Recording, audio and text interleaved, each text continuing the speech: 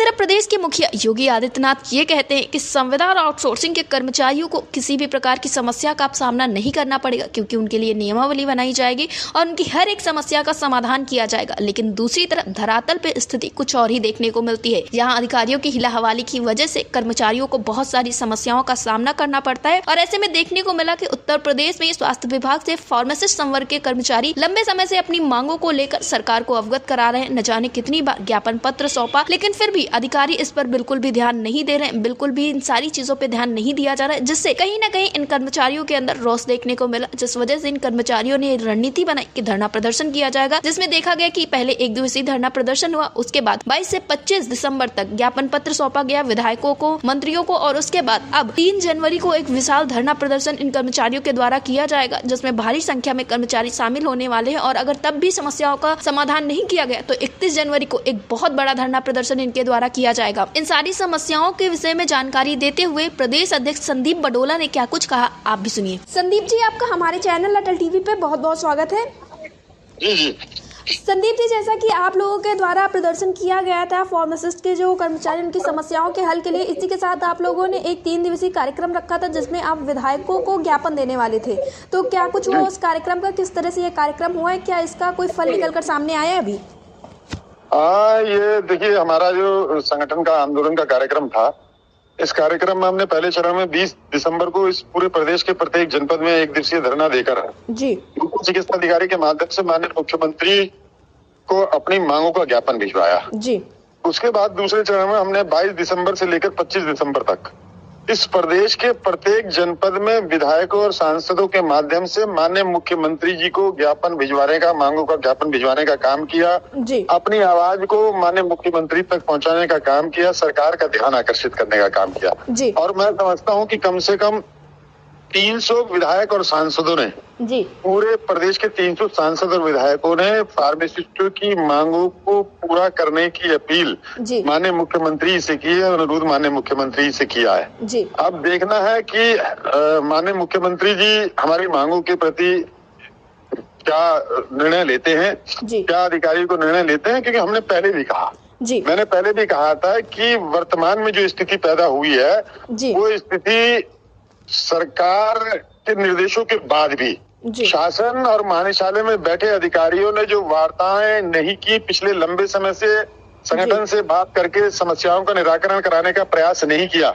जी। उसी को लेकर ये जन आक्रोश, कर्मचारियों में आक्रोश उत्पन्न हुआ है और ये इसने ही आंदोलन का स्वरूप लिया है जी। अब देखते हैं माननीय मुख्यमंत्री जी क्या निर्देश अधिकारियों को, शासन के अधिकारियों को देते हैं और हमारी वार्ता होती है नहीं होती है इसके, लेकिन बाद अगर नहीं, निश्चित रूप से अगर ये सब संभव नहीं हुआ इस आंदोलन के बाद भी, तो 3 जनवरी को इस पूरे प्रदेश के प्रत्येक मंडल मुख्यालय पर जी हम मंडल के समस्त फार्मासिस्ट, चीफ फार्मासिस्ट, हमारे जो भी अधिकारी हैं, सब एक दिवसीय धरना देंगे और फिर माननीय मुख्यमंत्री जी को एक ज्ञापन प्रेषित किया जाएगा जी। और उसके बाद भी यदि शासन के अधिकारियों की उदासीनता नहीं दूर होती है तो निश्चित रूप से फिर 31 जनवरी को एक हम बड़े आंदोलन की ओर चले जाएंगे जी। और महानिदेशालय पर पूरे प्रदेश के समस्त फार्मासिस्ट, चीफ फार्मासिस्ट, हमारे संवर्ग के अन्य अधिकारीगण एक दिवसीय धरना देंगे, वहां प्रदर्शन करेंगे और वहीं पर एक बड़े आंदोलन की घोषणा हम करने जाएंगे। उसमें हम हड़ताल पर भी जा सकते हैं, उसमें हम आमरण अनशन पर भी जा सकते हैं, लेकिन निश्चित रूप से हमारी मजबूरी हो गई है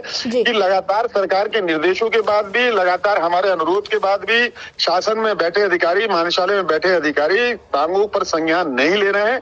20 दिसंबर से लगातार हम आंदोलन पर हैं और उससे पहले कम से कम 25 दिन पहले मैं सरकार को, प्रमुख सचिव को, महानिदेशक को इस बात का नोटिस दे चुका हूँ, लेकिन अफसोस कि अधिकारी वार्ता करने से पीछे हट रहे हैं, वार्ता ही नहीं कर रहे हैं। जब वार्ता नहीं, सरकार लगातार कह रही है कि मान्यता प्राप्त संगठनों के पदाधिकारियों से समय समय पर 3 माह के अंतराल में, 4 माह के अंतराल में वार्ता की जाए, उनकी समस्याओं को सुना जाए, उनको दूर किया जाए।